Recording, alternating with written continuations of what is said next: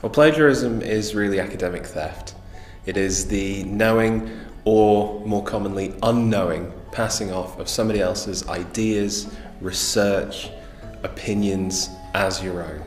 Plagiarism is where you use anyone else's work without kind of referencing it and acknowledging that you've used someone else's work, and kind of try and pass it off as your own. Using somebody else's ideas and passing them off as your own. So that might be writing a sentence that you've read from a book, or it might be cutting and pasting something from a website and not referencing either of those things.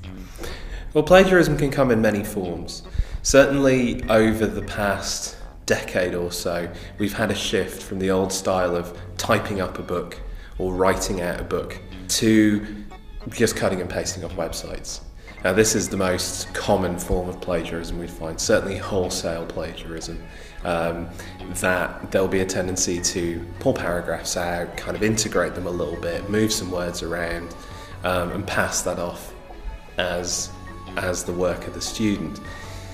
Sometimes it's just smaller instances where a couple of lines will drop in, or it'll be a quote that's not attributed, or references that are missing, paraphrasing, or the knowledge simply of having taught a module that those ideas don't belong to the student and the student has not attributed them.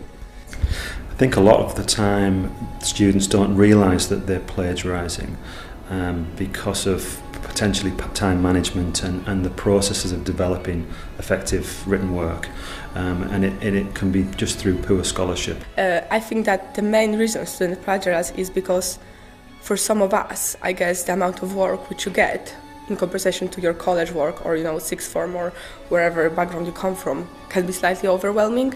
So then if you leave your assignments to last night, you just get so stressed and you just don't know what to do and you feel like you can't do it. So I guess the easiest way is to hope for the best and copy something off internet. Well, students can avoid plagiarising in a number of ways. Firstly is to make sure that they reference properly. We are very big on trying to teach a scholarly technique that means every idea, every concept, every quotation is cited with the surname of the author, the date of publication, and for a quotation, a page number, so that it's very clear that that is the source of that idea. And students can block off any perceived or potential plagiarism by very clearly citing. One important way that students can avoid plagiarising is through good time management.